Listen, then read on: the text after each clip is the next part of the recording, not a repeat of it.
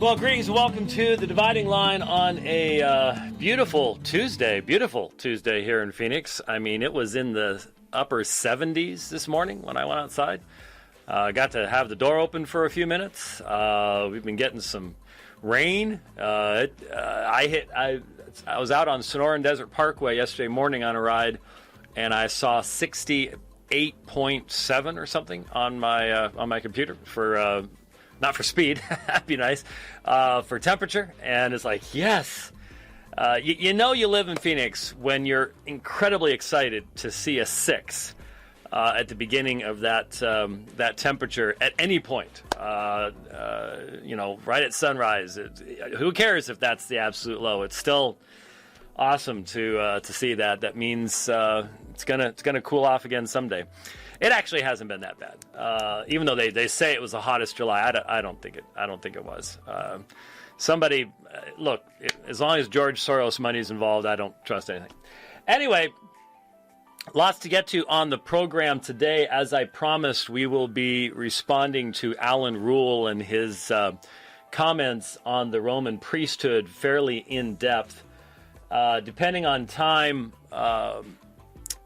Steve Tassi has posted his thoughts on the non-debate, and let's just say this: you have a computer out. This really is very much being fulfilled today. Sky in your world.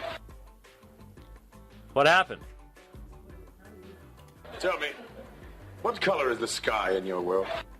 Did that work? Okay, good. Wow,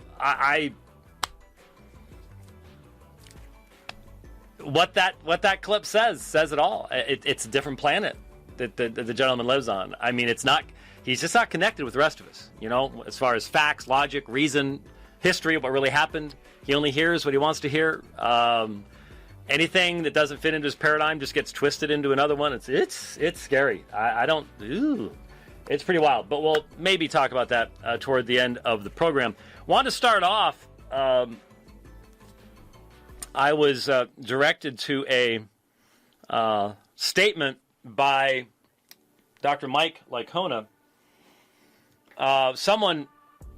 He yesterday posted an article on was Mark confused as to defeating the 5,000.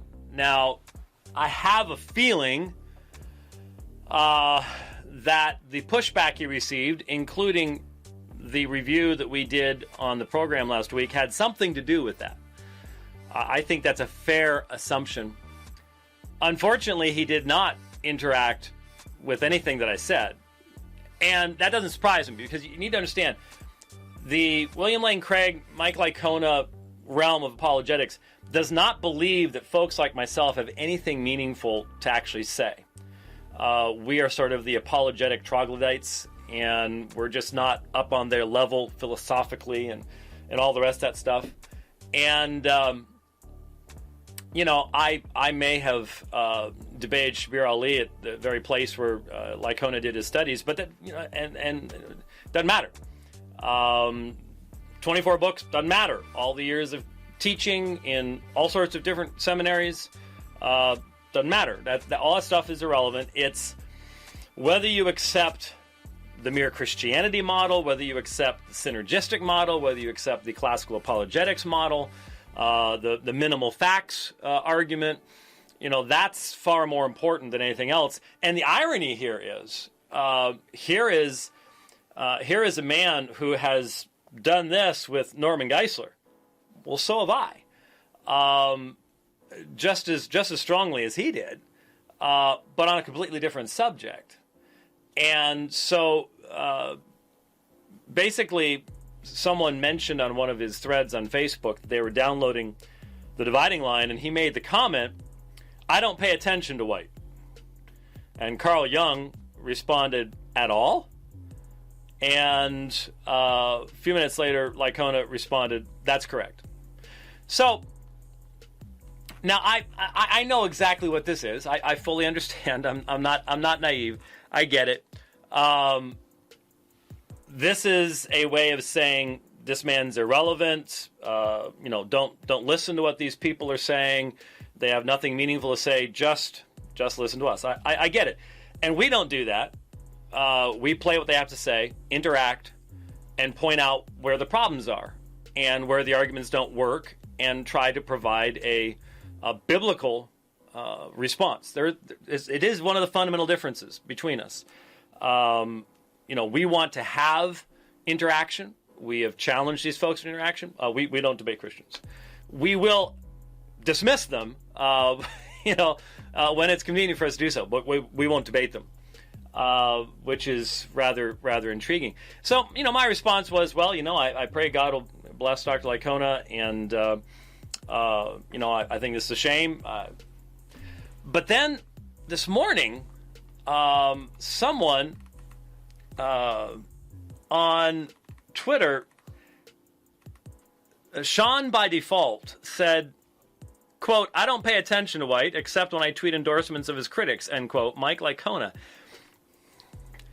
And I started thinking about it for a second. I went, oh yeah, it's ringing a faint bell, but what was it?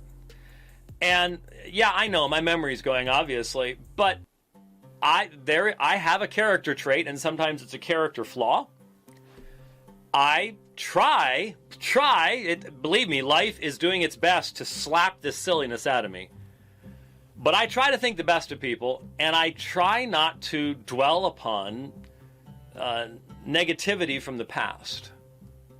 I actually try to forgive folks when they have wronged me. Try, anyway. It's not always easy to do. And I actually had to tweet back, you're ringing a faint bell. Could you remind me what you're talking about? Then when he told me, I was like, okay, I feel stupid. Yeah, it was just a few months ago. It was, 6-8 months ago? At the most, been less than a year. That Lycona was the one who promoted the Eric Loonsberry stuff. The guy that showed up to Apologia and told Jeff Durbin that I had agreed to debate him and all the rest of this stuff, and he was actually talking about some phone call to a friend of mine named Randy Church